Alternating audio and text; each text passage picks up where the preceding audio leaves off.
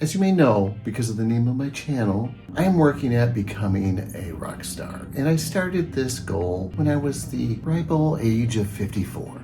I feel one big thing necessary for becoming a rock star is writing your own songs. Yes, there are other aspects, but if you're not able to write your own songs, I just don't think it's possible. To me, that's like the special sauce to inspire the listener, to keep them coming back to your band.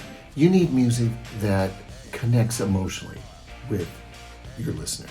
Now, there are a lot of songs that have been written and produced that do just that. But that's the thing, you just can't play those songs. You gotta come up with your own. And the thing about writing songs, it's freaking hard. I don't think there's anybody out there that would go, it's easy. In fact, if a person is like that, they probably have never written an awesome song. Have you ever tried to write your own song? So in this video, I'm going to try to break down my experiences thus far trying to write songs. And I'm gonna go through the many emotions that I've gone through as I've tried to write these songs. And then ultimately, I'm going to give you guys the reason why most of us suck at writing songs, or at least what prevents us from writing songs. So have you ever tried to write a song? Whether you're a guitarist, a violinist, a pianist, a tuba player. I'm gonna start the first solo tuba rock band. It's gonna be awesome! Okay, let's hear one of your songs. Oh, crap. I've got to think, if you've played an instrument, you've tried to write a song, even if it was just some little dorky little song. But maybe some of you haven't tried, because I certainly know there's endless things to learn that have already been created. So there's probably a ton of people that just go down that route, which I respect, because that takes a ton of practice and a ton of work to play some of the stuff that's been created out there. So there are many phases that exist when one writes a song. I think these phases might change over time as I become more experienced, but I've noticed about 10 phases I've gone through so far that I'm gonna go over kind of what was going on as I went through each phase. And I'm actually going to play a few snippets of songs that I've been working on, just so you can know what I'm talking about. The first phase I noticed that I come across when I'm trying to write a song or when I'm writing a song is the discovery, noodling, riff-saving phase. So when I go play the guitar, it's not like I go pick up the guitar and I say, I'm going to write a song right now. Most times when I pick up a guitar, I don't know what I'm gonna play. I just know I want to pick up the guitar and I want to play. And I'll just start doing whatever comes to my mind when I pick it up. Now, sometimes I will pick up a guitar with an intention, like I've been working on this song, I have to practice more. I guess I do have intention sometimes, but it's usually not very specific. And it's usually not, I'm going to sit down and write a song. That's never my intention. But I will sit down and I won't put any restrictions on myself, and I'll just start noodling around. And then eventually what usually happens is I come across a little riff, something I come up with that I think, oh, that's cool. And it's not like I'm trying to figure out another song. It's not like I'm listening to something. I'm just playing and I hear something as I play it. I like it. I try to reproduce it, or I try it like on different areas of the fretboard, higher octaves, things like that. And when I come across something I like, what I'll do is I'll record it, and then I'll save it to a folder I have on my computer called Riff Savers. And then it goes up in the cloud. So since I've been really pushing to get better at the guitar, I've been coming up with a lot of Riff Savers, and I've got a lot of files in there. Check it out. Okay, so the second phase I come across when writing a song is the phase I might call Riff Legos. So a lot of times when I come up with a riff, I'll play it, I'll save it, and 2 days later, I forgot about it. I'm not even playing it.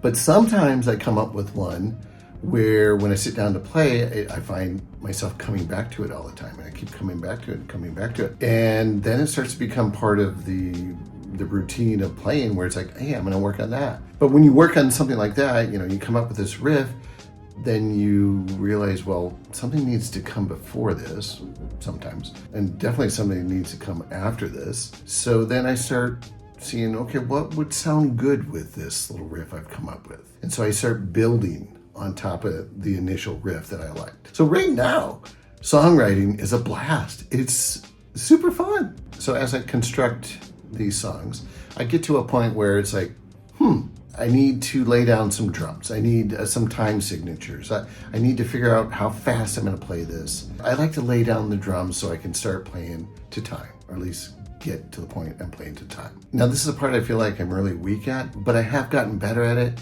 And I know it's one of those things, if you just keep practicing, you will get better at it, and it won't be a weak spot anymore if you keep practicing. So I use a program called GarageBand to lay down my drum tracks and start to get a feel for the song as I'm creating it. So the fourth phase I go through is recording what I've come up with. So I've got my little drum beat, I've got my fragment of a song. I feel I need to record it and start working on how it's gonna sound. And I have to be working with timing and things like that and how the parts move, right? And when you start recording for the first time stuff that you've created, I think that's the part where probably most people quit, because I almost quit. So I'm one of these people that have wanted to record a song more so than trying to master another great song I love. And maybe that's the wrong way to approach songwriting or guitar playing, but that's what I wanted to do. And I'm a grown man. If that's what I want to do, I'm going to do it. Okay? And that's the thing that excites me about playing the guitar. So why would I stifle the thing that excites me about playing the guitar? But when you first record yourself playing to drums, let me tell you, it's not a pleasant thing. When you hear what you've done, you go, oh my gosh, I suck. Let's listen to a sample. So I recorded this on January 4th, 2024. So a little over a year ago. All right, here we go. I call this song One Man.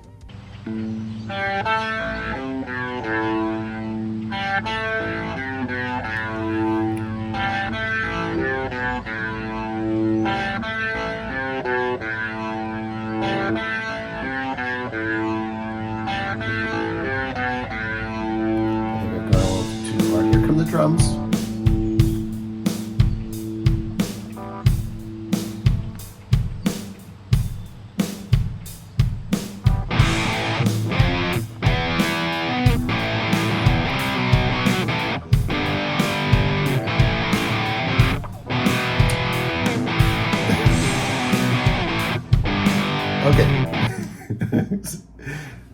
Okay, so that was it. What I think is funny is thinking about what I was going through, because prior to that, I was excited. I was super happy with what I had been working on and coming up with. And so it got to the point of, okay, I'm going to record it and some drums and stuff. And obviously, I am far from a nice song. I'm far from anything that anyone is ever going to like. And when I did this recording and I listened to it afterwards or came back to it the next day, I was bummed. I really was questioning what I'm doing. But I didn't quit. I just kept going. So the fifth phase is a song I've been working on, something I want to continue working on. Is there enough enthusiasm or feeling I have towards a song to want to continue? And believe it or not, what I just played, I did muster up enough feeling to continue moving forward with it. Because the thing is, as I would play that song just on the guitar without trying to record it, and as I worked through all the pieces, I really enjoyed it. So I wanted to keep exploring that. And that leads to the sixth phase, and that's meaning. Does a song have meaning? I feel like you have to get to a point where you can attach meaning to a song that you're writing. So for the meaning for this song I've been working on called One Man, at the time I'd been kind of bothered. It seems like there's a lot of occurrences throughout history where one man just makes it horrible for everybody. So I wanted to kind of tie what I think about that into a song. And I thought, well, One Man would be the song. And that's how I came up with the name. And so this was a spot where I started kind of working on the lyrics.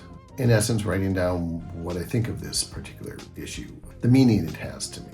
So the seventh phase I call refining. So if you get to this point, that means all the parts you've been working on, the fragments, it means it has a chance to be a complete song. Exciting, woo! So as I was working on One Man in GarageBand, I know that you can add like sound bites. And I was playing around with some things, and I got this cool factory type sound bite. I don't remember where I got it, but I got that and I put it down. And then I got some recording of some dictator from Europe going off, saying something. And just for fun, as I was playing around with the song, I added those to the song. And then when I'd play it back and listen to it, I thought it sounded cool. So I started getting more excited about it. And so that refining process is going to help your song in making it sound better, and also perhaps getting you excited about your song and giving your song more meaning. So I'm going to play the intro of One Man after I added those parts, and I'm going to play a more recent version.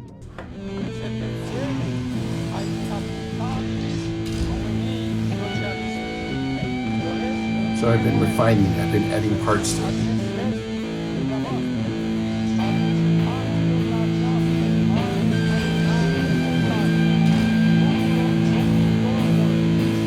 Hear him talking in the background, right?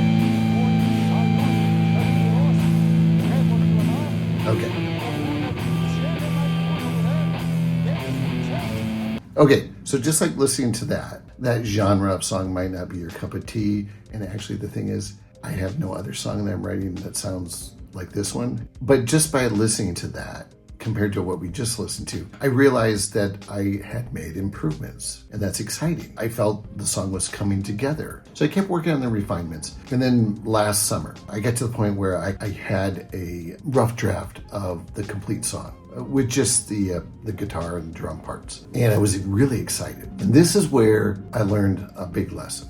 So I was really excited, and I shared the song with my 3 best buddies. We'd had a couple beers, having conversation, talking about what are you doing? And they knew I was kind of playing around with some stuff. So I shared the song. I was there as they listened, and they seemed to be taking it in. I got some nice compliments after the song was done.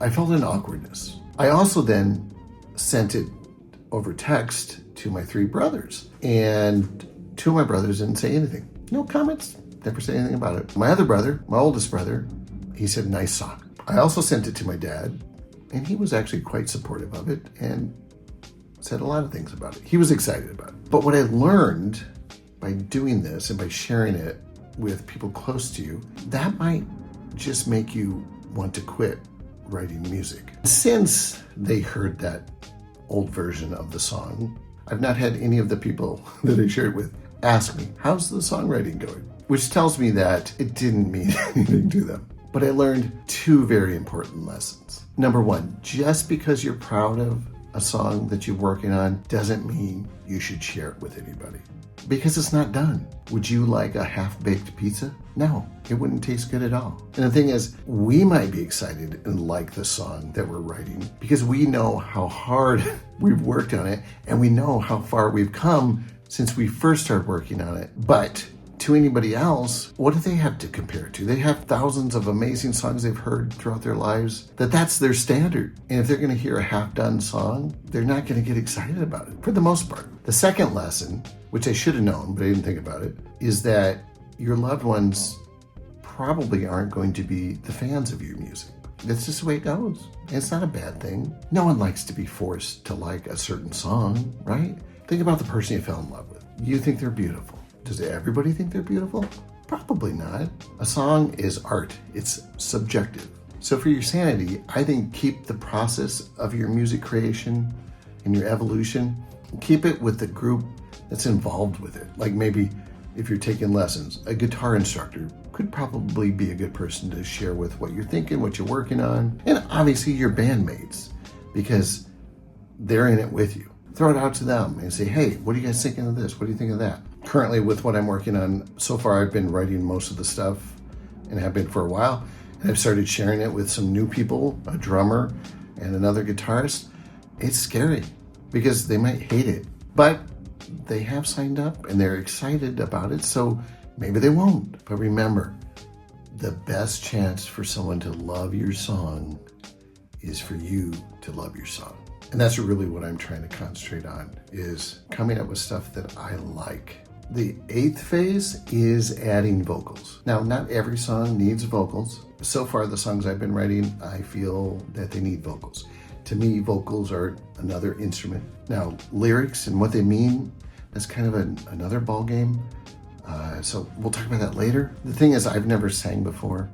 I always felt that I was a horrible singer, but I wanted to give it a try because, hey, if I'm gonna try to be a rock star, might as well try to sing as well. Maybe I'm not as bad as I thought, or maybe I can learn. I don't know. We'll see. So the process of trying to lay down vocals obviously is new, and I have tried. And let me tell you, the first time I tried, yeah, I almost quit there. I'm like, ugh. Let's listen to me trying to sing, okay?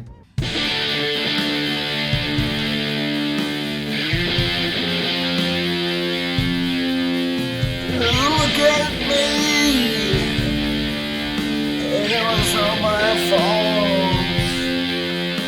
Look at me, I should face it all. I don't know if this is gonna make the video. I recorded that in December of 2024, so it was a while ago. I haven't worked too much on singing, but that's me trying to do it. Even if I could sing great, I can't sing and play the guitar at the same time, so I might not be doing much singing in my songs. We'll see. So the ninth phase is like all the other parts. Like bring in a real drummer to add real drummer lines to the song. Obviously, the bass guitarist needs to come in and lay down the bass lines. And again, these are my phases. I'm not saying these are the official phases of writing a song, but that's where I am. I feel like I got about 10 songs where I'm to the point of starting to work with people, taking what I've created and getting it more refined and getting it essentially better. That would lead me to the 10th phase where it's time to record it and or play it live.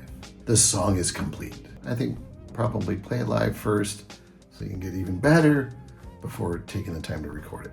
This part certainly is very exciting. It's exciting in that I feel like I'm getting closer to it. It's exciting thinking of all the work I've been putting into it, the improvement I've seen in myself. That's exciting. But one thing that does scare me is, let's say I get the song complete and then it's not that great of a song.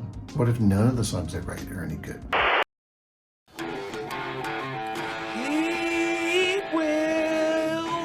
You, the heat will roll you, baby, don't you know, my heat will move your soul. And here's the deal, I don't have the skills to fall back on the job Dirk could fall back on. I feel if you put work into writing a song and you go through all the difficult things to get it to a finished product, and if you love that song, not because you worked hard on it, but if you love the song for the sake of the song, I don't think it matters if anyone else loves it. I know that might be hard if I get to that point, but really if I love the song, that's the only chance that anyone else is ever gonna love the song. And if no one does, then it should be good enough. Music's a weird thing, isn't it? If I wrote a song, it'd be freaking awesome, man. Right, Mom? Right here. Thank you for watching. I'm going to keep plugging away. Please subscribe to my channel.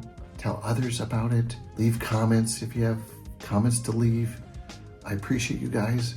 I got to get back to work. See ya. Bye.